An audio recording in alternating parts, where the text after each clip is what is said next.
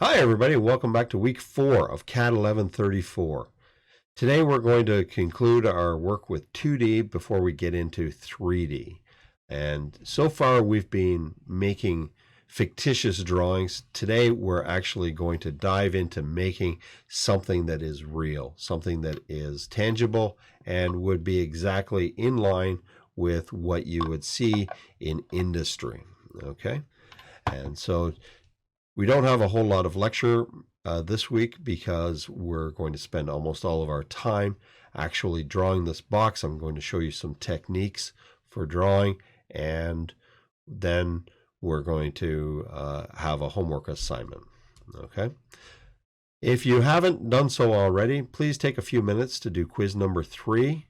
These quizzes are not meant to be overly taxing, but do take the time to do them, please.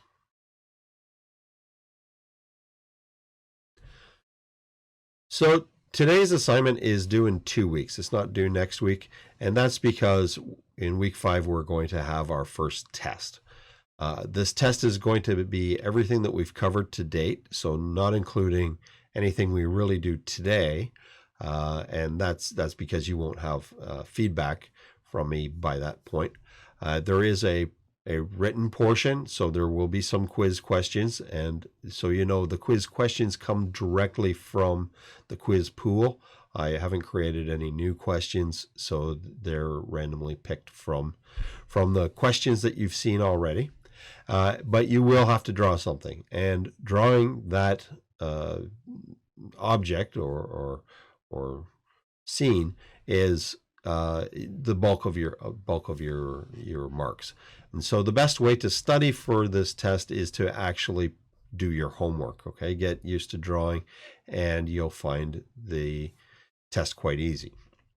Now there is a bit of a homework assignment associated with this as well as the drawing that I require, and that's to read the 2 PDFs that are on DC Connect. One is called Orthographic Projection and Multi-View Construction, and the other one's called Section Views.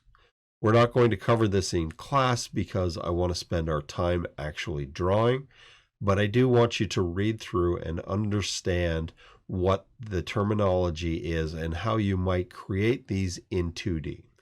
The reason I don't want to spend a whole lot of time on it is because once we start doing 3D, you'll find that we can automatically generate these views. And so to actually draw them out in 2D has become a little bit of a sign of a bygone era. Okay.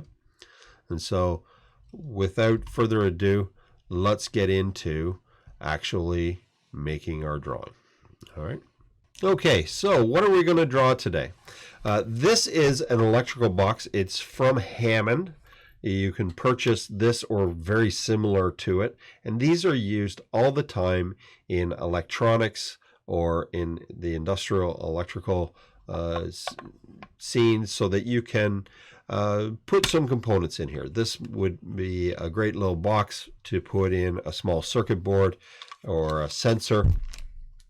There are also very similar boxes to this that are used as junction boxes. Now this one's plastic, and it's just a really handy box to have around.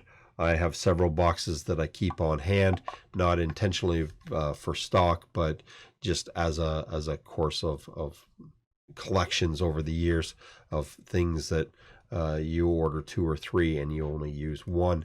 They come in super handy. Okay. Now the way this works is, if we look at the lid, there's actually a seal that goes around the outside. This creates a mild water seal, okay, and it sticks up, it protrudes some amount. There are 4 holes that are perforated through, and these are for the screws. Okay, it comes with some panhead screws. This is the lower cost one. It actually needs thread cutting in here. The more expensive ones have an insert, and very robust, very stiff. Good construction by a Canadian company called Hammond. Okay, and we're going to draw this. Now, a word of warning, if you search around, you will find the CAD for this on the internet, and I don't want you to use that today. The 2D CAD, feel free to use that as a reference, but I really need you to draw this, okay? There are ways for me to tell if this has been borrowed, but let's not go down that road. I need you to draw this, and then in 2 weeks, we're actually going to create the 3D by importing it. So don't worry, I'll teach you to do that, but this is a great exercise in drawing. Okay, so let's open up our AutoCAD, and we're going to want a fresh drawing. So go open up a new drawing from your template file. Okay. Okay, so we're going to follow along the exercise here, pretty much verbatim. Okay, and so here we are. We're going to create a new drawing. So File, New, and because I've saved my template file, it comes up here as Scott. That's fantastic. And the first thing that we want to do is a Save As. So File, Save As, and in this case, our initials dash case dash 2D. Okay, and we can see that it has worked up here. It's fantastic. And now we can go back into our model space. Go. Now we're going to create some new layers. So I'm in my layer properties manager here, and I'll create a new layer called Hammond Lid.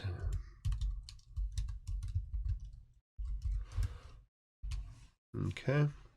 I'll make another one while I'm here called Construction, because we're going to need that later.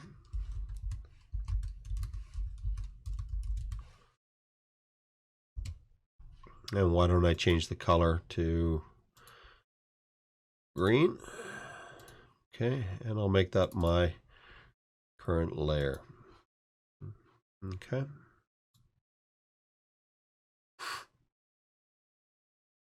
Perfect. So now we're going to draw a rectangle, and we want our rectangle to start at 0, 0, so 0, 0.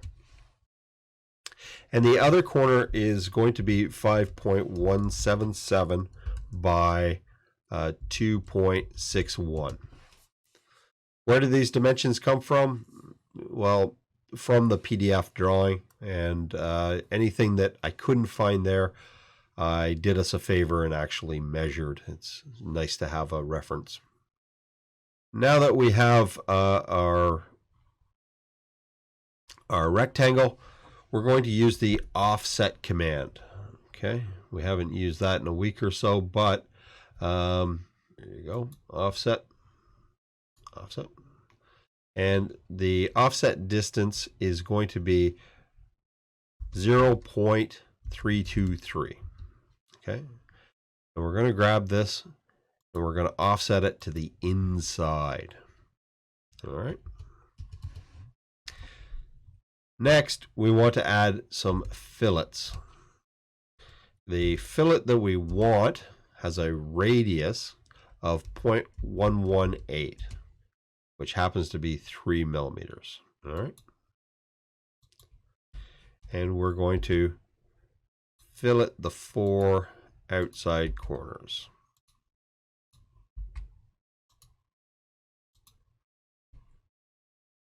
Perfect. And now we want to draw a circle on this endpoint with a diameter. Okay. Let me do it this way. Circle. Stop it. Circle on the endpoint with a diameter of 0.130. And so what this is we're starting to create this view. So we've got our outside corner, we've got these radii, and we have a circle in the center of the corner. Now we can draw two more circles in the same location. Okay, so here we go. Let's draw another circle that's here. And this time we have a diameter of 0.5 and another circle with a diameter of 0.315. Okay, so we've got three circles. Now we can erase this construction line. We don't really need that anymore. But we do have now these circles. So we have the inside circle, we have the outside circle, and the relief.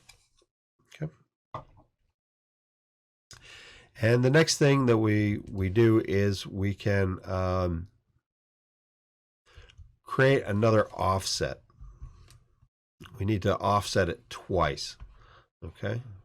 And so let's, excuse me, offset a distance 0.138. Grab this guy and we'll offset it in, and we'll do it again, and we'll offset 0.184. Grab that and offset in. And so now what we've created is the lip that goes around the outside. Okay. And hopefully you can see that we're just building this up. And next we can use the array function, and we want to array these three circles. All right. And this time we don't want polar, we want a rectangular array. And we want to set it up so that we have 2 columns and 2 rows. 2 columns, 2 rows. The distance between the columns is going to be 4.531, and the other is going to be 0.1965. Okay, fantastic. Now we're going to zoom in on the lower left hand corner here, and we're going to start trimming it up. And what we're trying to do is we want to make it look like this. Okay, we're going to trim piece by piece until we get to this little corner. Okay. Okay, so here we are. We're going to start trimming this up, and the first thing that we're going to need to do is to burst this array up. Okay, so let's grab that and turn it back into segments. All right, now I can go in and trim this object up, and here we go. So we're going to trim this middle section here.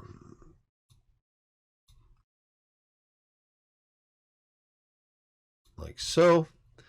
We're going to erase the unneeded portions.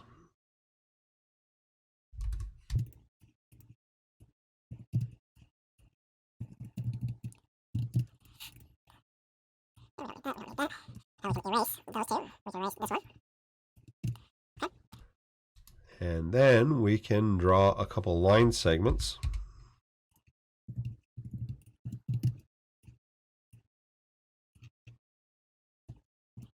And offset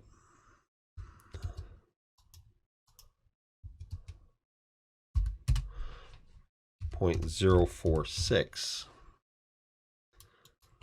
And that is this line that comes across here. Okay. Okay, now we can trim this up.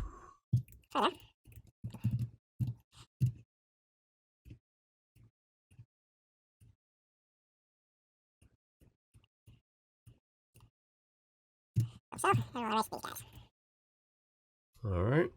So we could repeat this We could go around and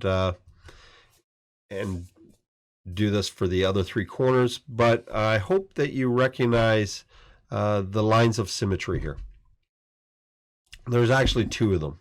So there's one across vertically and one across horizontally. What I want to do now is take advantage of these lines of symmetry that we see. So we can definitely see that there's a split here that we could make across the vertical and across the horizontal. So let's go in, and I'm going to create a new layer. And this layer, I'm going to change the line type. Okay, so I want to load a new one. And I'm looking for Phantom. Phantom 2. Perfect. And I'll load that, and I'll make that my my line type for this. And I'm going to change it over to magenta just because. Okay. And why don't we do that?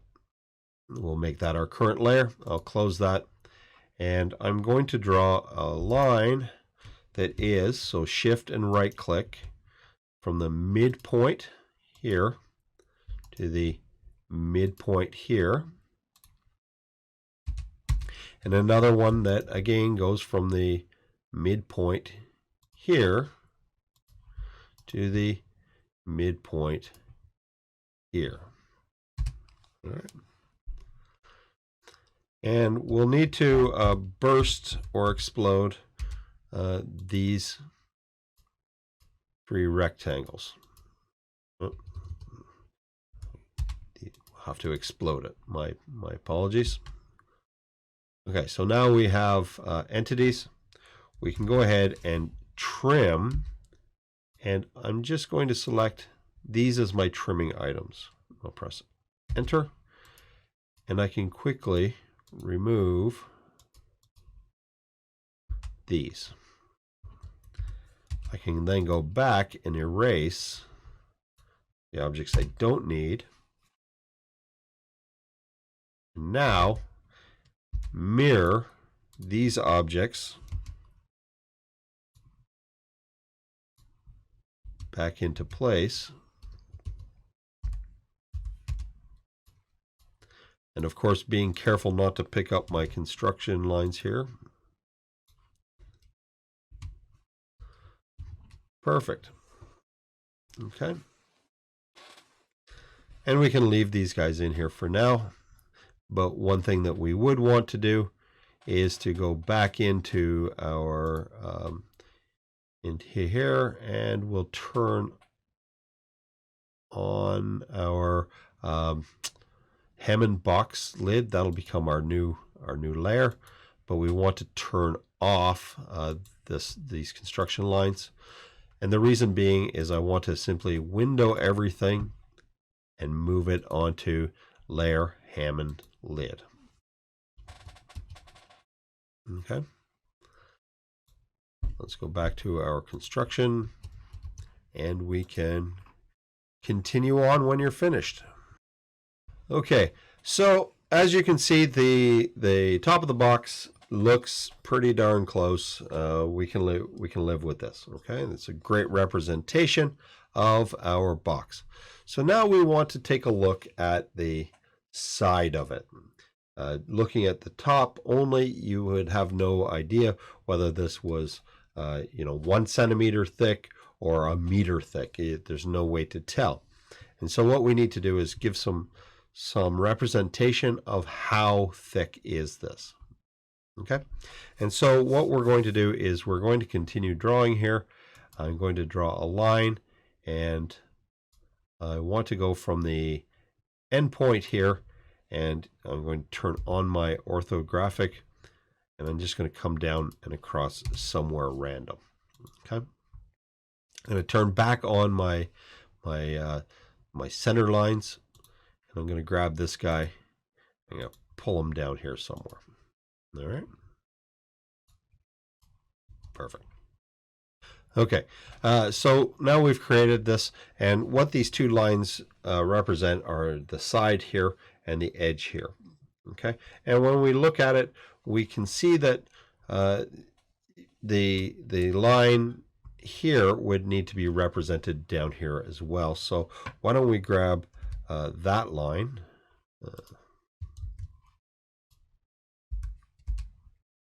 Okay, we'll grab him and we'll pull him down here somewhere. And we want to offset the bottom because we don't know, we need to represent this edge. We need to offset it. The value is 476 thou, so that's 0.476. So, oops, offset 0.476. So, and then we're going to offset another 0.069. All right. And so that would be now this edge and this edge. All right. Now we're going to need a radius in here. The radius, so fillet radius, and the radius is again 0.118. So fillet radius, what's that about? Fillet radius, and it is 0.118. So we're set. We'll pick this object and this object. Okay, and that's good. And now we can trim this up if we want. Yeah, let's trim this up. Okay, so I'm going to grab these guys and start removing things that we don't need. Okay, and so that would be good enough if we didn't want to show what this circle was. Let's grab this and we're going to move this over to our hem and lid as well, and we're going to go back into create one more layer. This time the layer is going to be called hidden.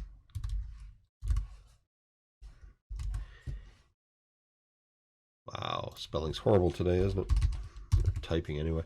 Okay, so I want to change the line color. Let's change it back to our default white, and we want to change the line type. Okay, so we're going to load another one, and we want our hidden to. Okay, perfect. We can close this back up, and we'll draw a line from the center point down.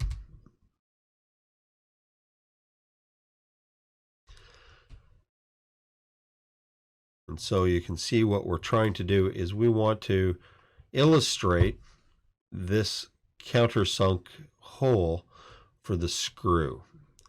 And so what we need to do is start by okay, so what we want to do is we're going to change over now to our hidden lines, and we can draw from the quadrant down on both sides, or we could mirror it. Let's do the mirror thing. Then we want to offset some distance. Now I've given you instructions that this is an 80-degree inclined or included angle, and that the chamfer has a diameter of 2.272. So if I were to offset this line, half of that would be 1.36. And I'll grab this guy over. So the edge is here and it will come up. Okay, and so let's draw a line from this intersection, and we want some angle. Okay, and so we'll use the less than symbol to give us an angle. And if it's an 80-degree included angle, then it would be 40 degrees less 90 would be 50. Okay. And you'll notice that we can just pull it out here somewhere. All that good enough. And then we can trim up these lines like so.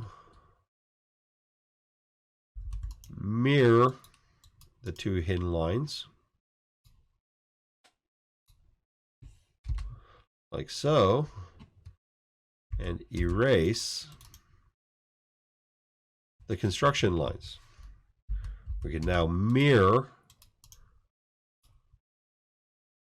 that feature across, and we have our side view including the hidden lines.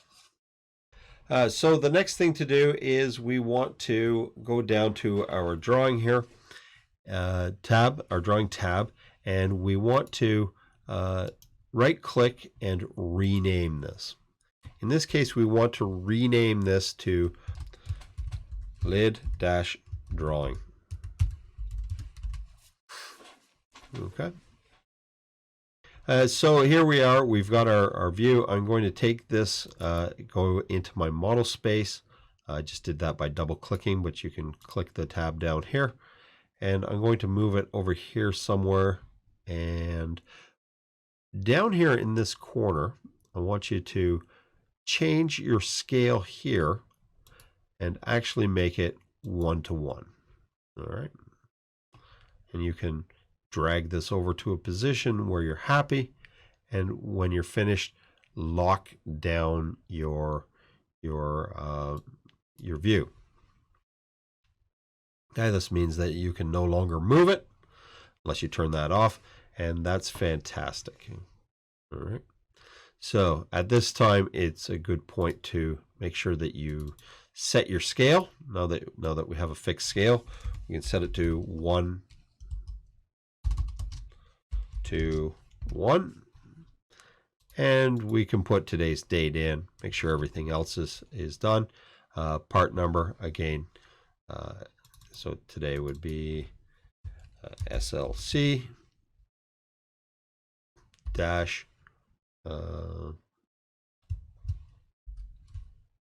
lid case dash 2D. All right. Now, title blocks filled in. Let's change the dimension styles and look at how to deal with this. So the dimension style manager, we need to go up here to our annotate tab, and under dimensions, there's this little pull down. This is the dimension style manager, possibly the smallest button you can find on here. All right. And we're going to create a new style. You can call this whatever you want. I like calling it like something descriptive. I'm going to call it today my style, just because.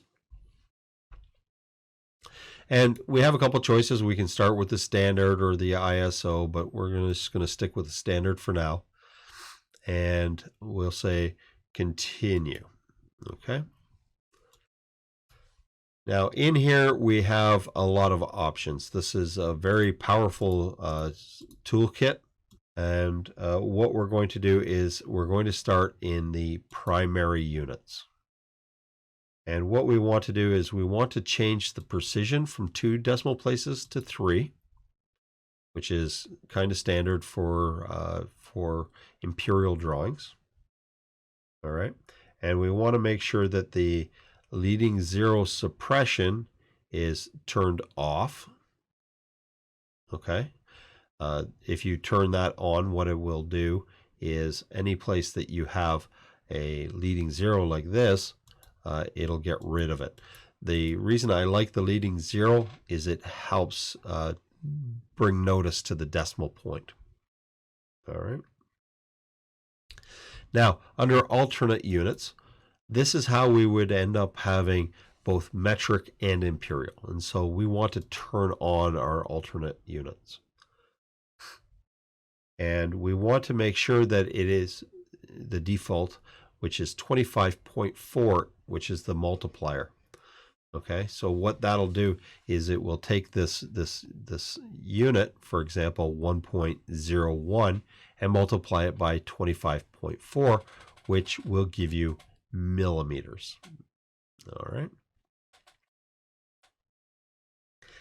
We want to make sure that the precision is set to 2 decimal places, which it is, and we have a choice. We could do above or behind. I kind of like below, but we're going to leave it. We're going to leave it where it is for right now, and we'll say OK, and my style set as current, and then close. All right. Now we can go in and let's go back to our home menu one more time. We're going to go to Layer Properties, and I'm going to set yet another layer. This one I'm going to call Dimensions, or Dim. And I'm going to set the color here. I want to change from white. Notice that there's actually 2 columns now. There's one for color, and there's one for VP color. VP stands for your viewport. So what this will allow you to do is change the color in your viewport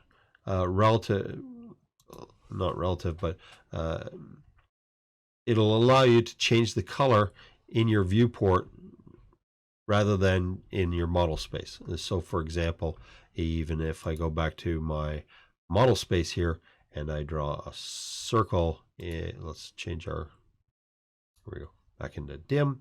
So I'm in model space now, and you'll notice that it's white. If I change this to paper space, it becomes blue.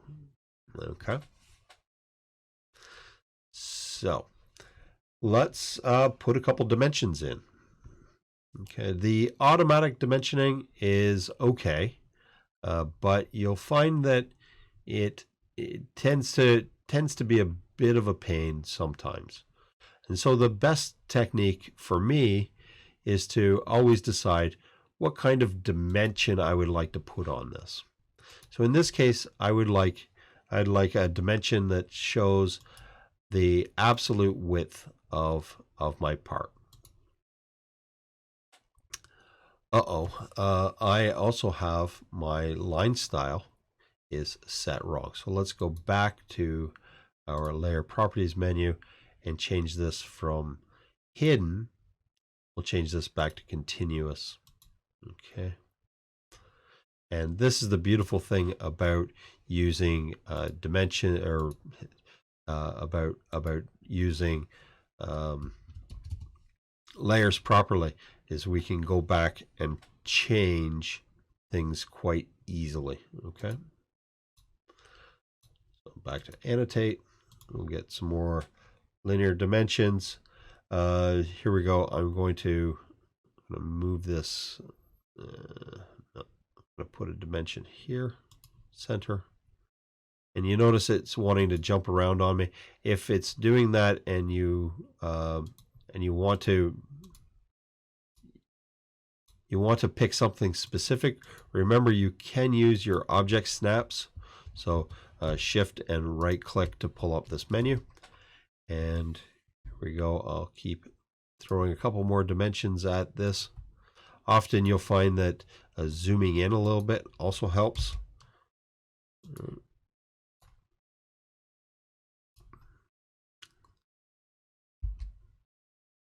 And we can put a couple more dimensions on this.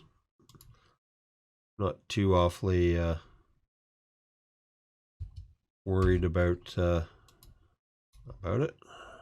Here we go.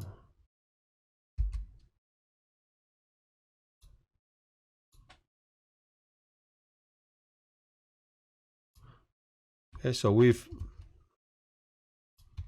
picked something completely asinine there. Okay, so that deals with most of our linear stuff. What if we wanted to put some diameters in there? Well, here we go. So I have a diameter on that hole. You pop that in, and perhaps we want the radius of this guy. Don't like that. Pick this side. Not great, but we can live with it. All right. And so now this drawing would be acceptable, in my opinion, to publish. It's not great, it's not perfect, but it's okay. The other thing that we can do is we could get rid of these lines of symmetry, but I'm okay with leaving them in for right now. So what else do we need to do? We want to, right, we will need to add a note to this. And so we'll simply go over here to multi-line text, and I will drop some text in here. And we're going to give it a note. So I'm going to call this blank lid period to be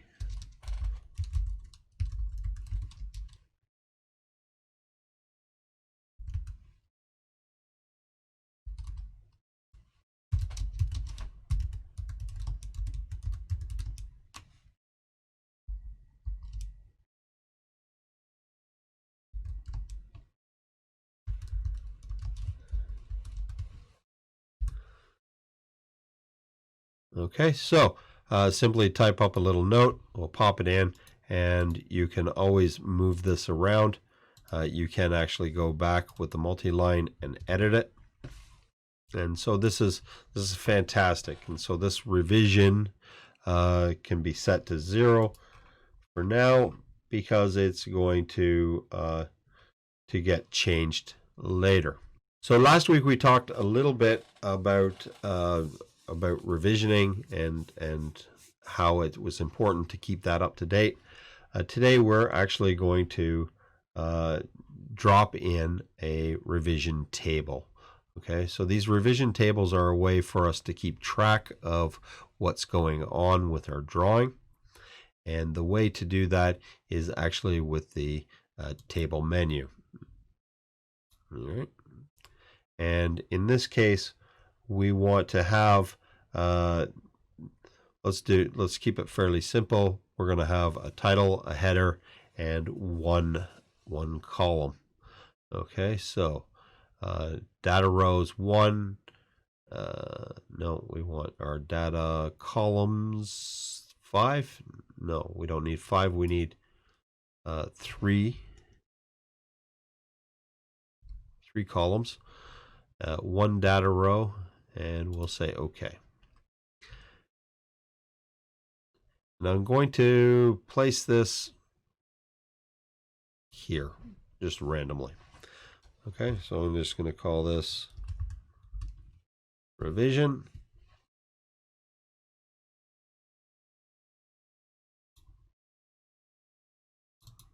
And if you double click inside, you can start to type some information in. So rev, we have date, and we have description. Now you can see that it's quite big. It's much larger than it needs to be. So there's a few things that we can do. One is we can start to fill this in so that we have an idea of how big it's going to be. So let's do for me 2020-07-30. Yes, it's still summer. And part created. Cancel.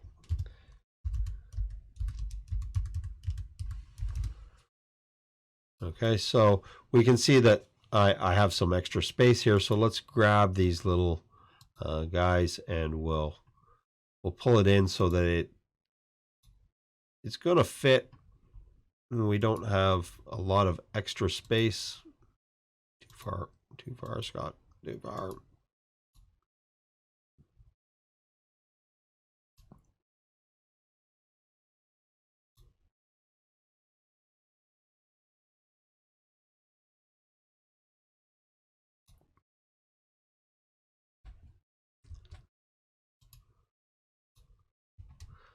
This is indeed a pain in the butt.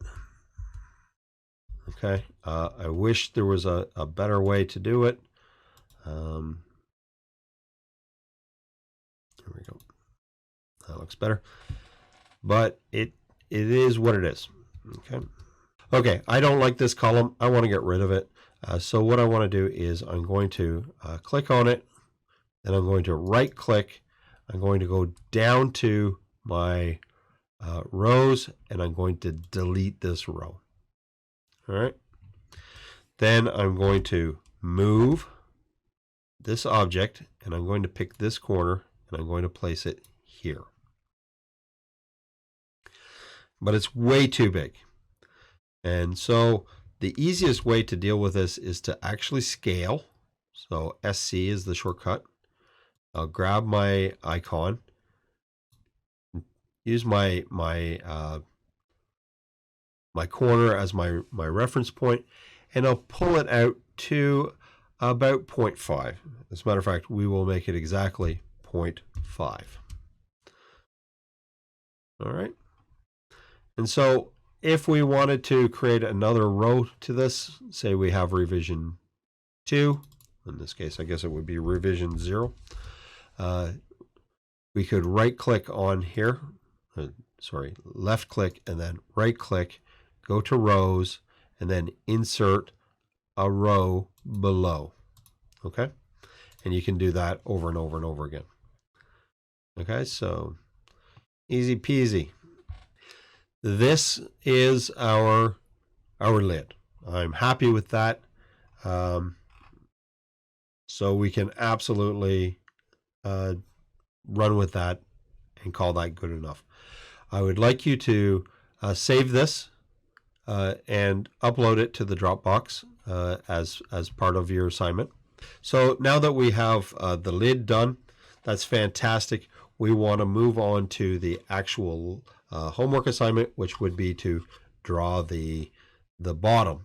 Okay, and the PDF is available to you on DC Connect, so you can see all of the dimensions that are necessary. Anything that's not there, you know that the lid needs to fit the box, so you may need to get a little bit creative. But the easiest way to do this is to actually continue your work here in your model space. And so I'm going to go off script a little bit and show you one more quick thing. I'm going to draw a circle over here and I'm going to pretend that this is my my base that I've created. So if I go back to my layer here, I can go and let me delete this. Yes. Okay. I want to create another layout tab. Okay, so I'm going to make a new layout from template, and I'm going to point at my template file, and I'll say open. And we want, in this case, drawing of a hatch, and I'll say OK. This creates a second tab. What this will allow me to do is to create a drawing, a second drawing from the same model space, but a window looking at a separate area. So it means that we can have a lot of drawings in our model space that we're using to reference everything, but able to create a picture, right? A layout of one portion or a layout of another portion. We could even use this to create like a high resolution detail of one portion if we wanted.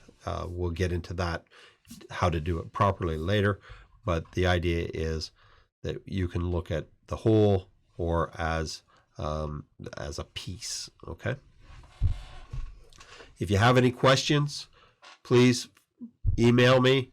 This is a very daunting project to do, but it is absolutely essential as we move forward into 3D. Your ability to draw and to create layouts is absolutely paramount.